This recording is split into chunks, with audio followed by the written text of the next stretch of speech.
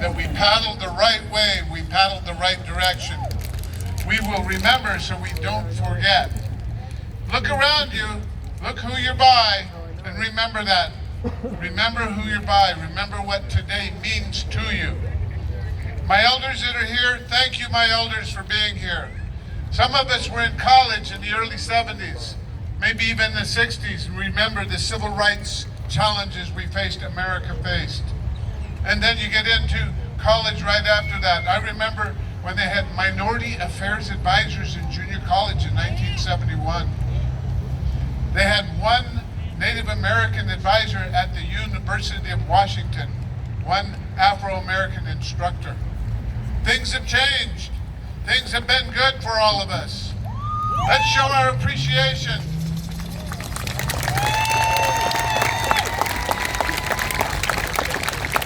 But we've got more to the journey to go, and we are so blessed to have our chairwoman with us.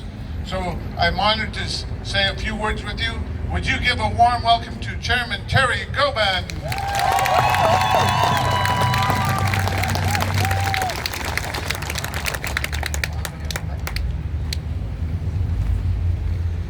First, I'd like to welcome each and every one of you here today. What an awesome day. The sun is shining down upon us. This is a beautiful day that we're here together. We stand here with George Floyd's family and the families of every person who has been a victim to racial inequity and violence. Nobody should have had to feel the pain of racial discrimination and violence. Nobody should have to worry if your loved ones are going to come home at night. Nobody should have to go through what George went through. George will be remembered as the spark that inspired the world to eliminate racism. We as people of color have felt the pain. We have felt the discrimination. We have fought the fight.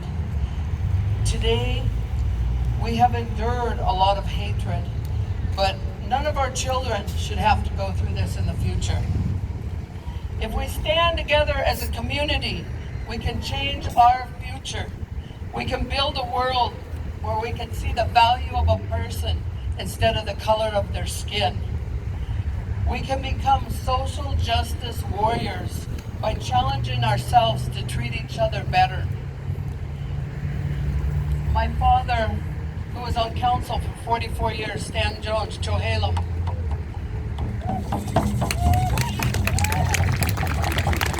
This is his picture on my drum. He passed away in November. And he was 92 years old at the time. But when he was 90, when his memory was starting to go, I asked him, Dad, do you know who Martin Luther King is? And he goes, no. And then he started in. He said, I have been to the mountaintop. My father went through the whole speech, word by word, which he has memorized. And he used to do that for us all the time when we were young. And he was an amazing man who stood up for this. He has felt prejudice throughout his life. Like Martin Luther King said, just injustice anywhere is a threat to justice everywhere.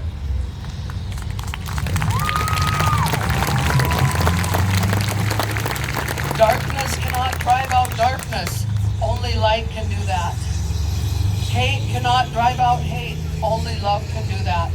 I believe in those words, but I know behind real change there has to be action. So I challenge you to have your voters elect candidates who truly represent our communities. I challenge the current generation to break the cycle of racism and build a new future for our country and for our people throughout the world. I just want to thank each and every one of you. Tigwitsi. We would like to sing a couple songs in honor of everybody being here today. Tony, would you?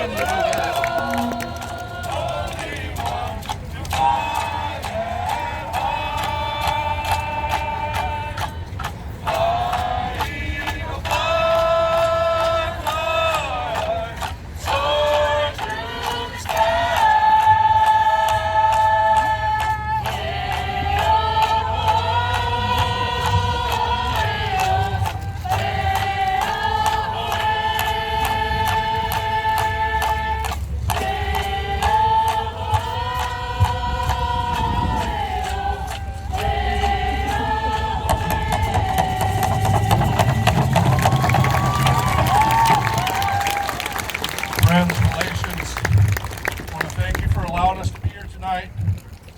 Those last couple songs that we sang, I want to thank my leaders for their words today. I wanted to explain that song. Comes from a brother of ours from West Shore Longhouse up in Lummi, Antone George. Those are our Sister Eagle songs. They allow us to share those. Figured that those would be appropriate because we challenge each and every one of you to have that strength, that eyesight, and the foresight of the eagle. We challenge you to put all the negative stuff aside and look past it to the good stuff like the eagle would. An eagle will not get attacked from the back. He's got eyes in the back of his head. His eyesight is so good. So we challenge you today to have the foresight and the eyesight of the eagle today and the strength of his wings.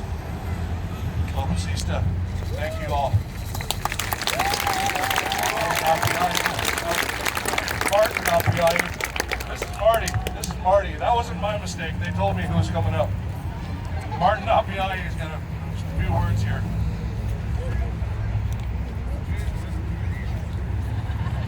Yeah, I do have a brother named Jake. My name is Martin Apiahi. I am Layla, and I'm also Hawaiian.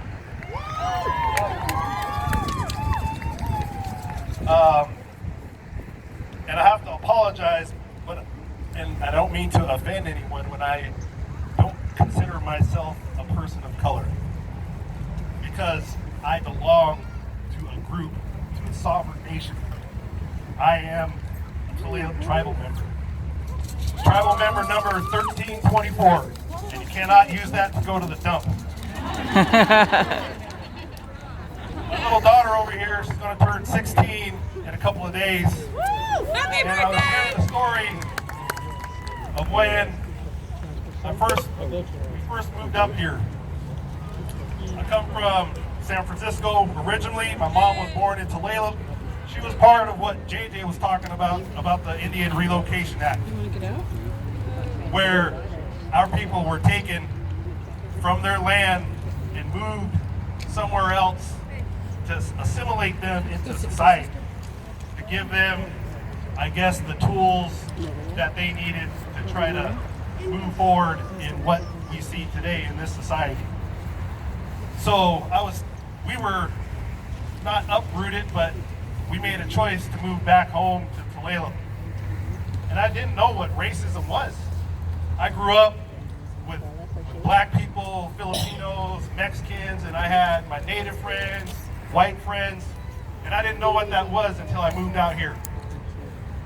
And I talked about when I was 16, 15 years old, walking the streets of Marysville to go see my brother who was living in an apartment and being stopped and harassed by the police because I matched the description of.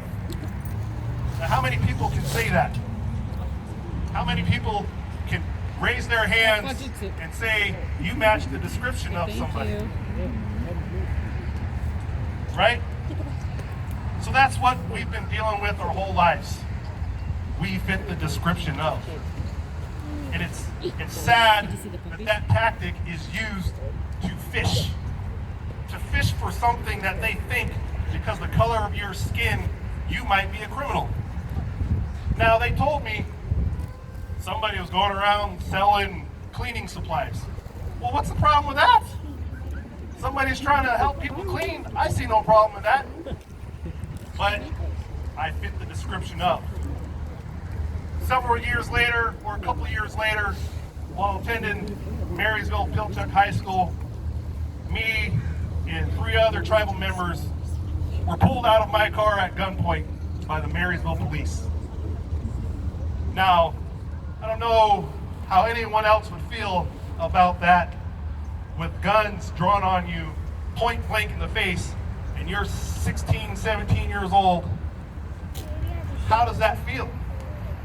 To be stereotyped as a gang because of the color of your skin. So I've walked through this life with my wife now of 20-some years, and she's probably the most whitest person you can ever meet. She's red hair.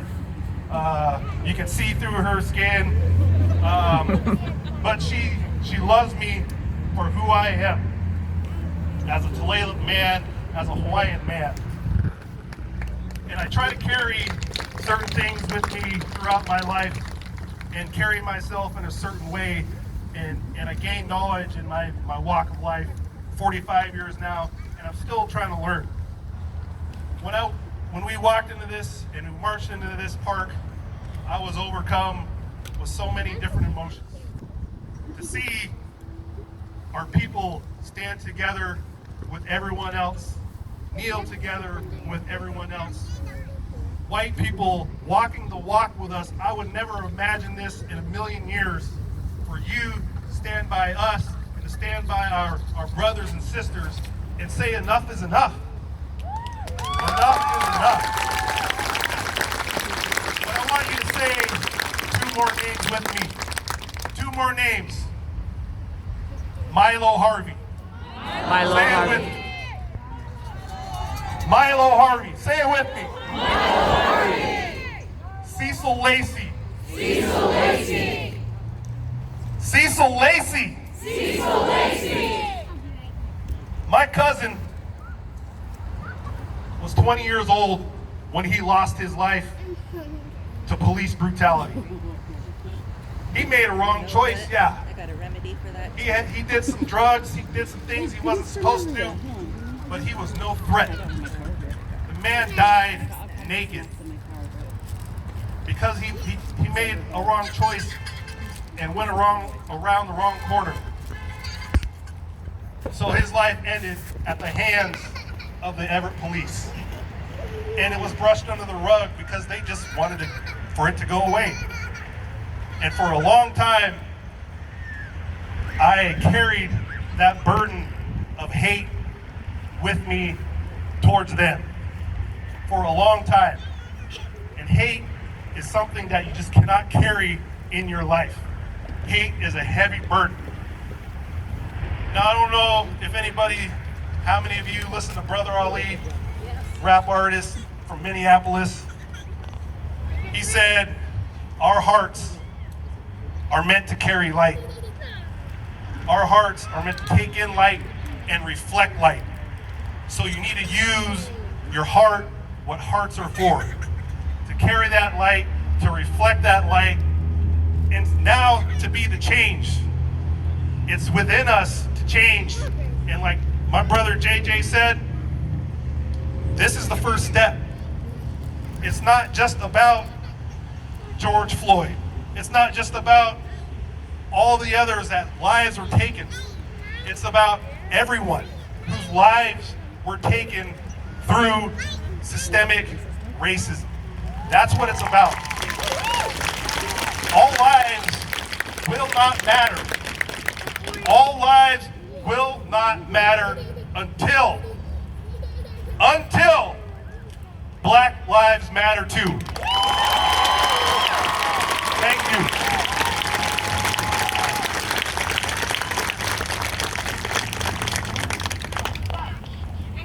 I want to take this time, Tulalip family, drummers and singers. Can we give them a great big thank you? Madam Chair, thank you. Martin, thank you. JJ, thank you. John Lubbock was here. I don't know if anybody saw him. He was here today. John Naring, a good friend. Thank you, John. But to each and every one of you, do not let today go by. Do not let today be wasted. Take today home with you. Remember the message. All lives matter. Thank you. Osia, Haiska, Kiwitsi.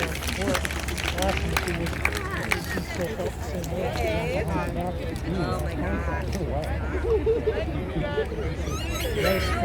Talk to each other about what you're going to do after the march. And please contact us on next steps.